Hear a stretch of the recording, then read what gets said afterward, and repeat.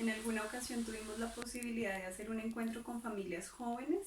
y nos comentaron parte de sus inquietudes, de sus preocupaciones, de las dificultades y retos que sentían que tenían en el proceso de crianza de sus hijos, entre las cuales surgió, por ejemplo, cuándo impartir disciplina y corrección y cómo hacerlo de la manera adecuada, teniendo en cuenta que de pronto muchas teorías psicológicas y situaciones también administrativas de institutos de protección a la infancia nos han hablado acerca pues, de que el castigo físico no es una de las mejores maneras.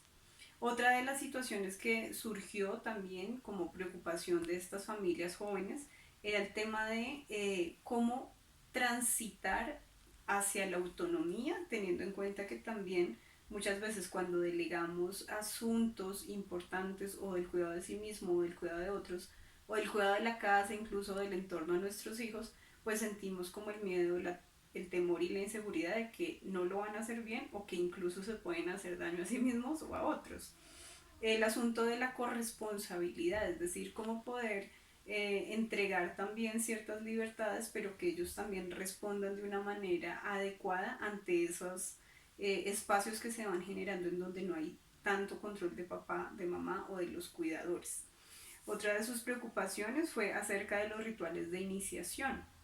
pues ellos sentían que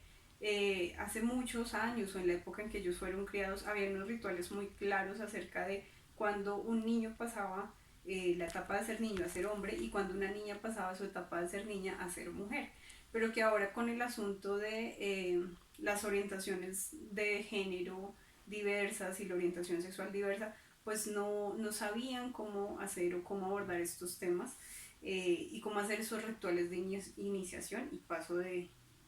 ciclos de vida. También les preocupaba mucho que la dinámica actual y la cotidianidad de sus hijos y del día a día, desde que cogen un celular hasta el asunto de que cada vez el transporte es más veloz, más inmediato y por aplicación hasta el conocimiento llega y se puede buscar de una manera más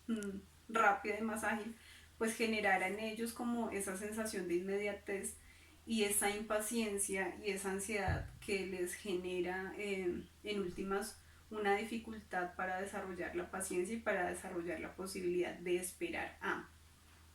Y finalmente las dos últimas preocupaciones tenían que ver con el asunto de las salidas a fiestas y cómo abordar el tema de la anticoncepción, tanto en hombres como en mujeres. Entonces, eh, después de un tiempo de conversar con ellos, encontramos que todos estos temas en su momento se pueden abordar, pero algo fundamental y un pilar fundamental es poder llegar junto con los hijos y como familia, sea una familia de padre, madre, otro tipo de familias, familias extensas o diversos tipos de cuidadores, cómo poder llegar como familia a acuerdos, acuerdos que se conversen, acuerdos que se dejen por explícitos, ya sea por escrito o que se hablen a viva voz y que no se den simplemente por hecho, que no sean temas tabú, que no sean temas de los cuales finalmente no podamos hablar porque el miedo nos paraliza y nos imposibilita hablar de eso, sino que realmente podamos generar un espacio cuando estas inquietudes se empiecen a presentar y de manera tranquila y sin juzgar poder escuchar. Entonces, la posibilidad de abordar todos estos temas, situaciones difíciles y retos empieza con la posibilidad de escuchar, con la posibilidad de no juzgar y con la posibilidad de llegar a acuerdos y procurar dejar una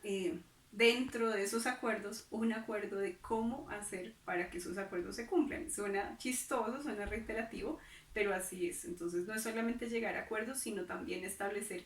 ¿y qué pasa si? ¿Qué pasa si ese acuerdo no se incumple? ¿Qué vamos a hacer? ¿Cómo vamos a actuar? Esto nos puede ayudar para que cuando ya esa situación se presente, actuemos no desde el impulso, no desde la rabia, no desde el enojo y la ira que nos da muchas veces y en donde el impulso es simplemente el maltrato físico o el maltrato verbal o el maltrato psicológico y la manipulación, sino que podamos tener como ese kit de carretera para que cuando la emergencia se presente sacamos nuestro extintor, nuestra señalización y poder actuar de una manera más consciente.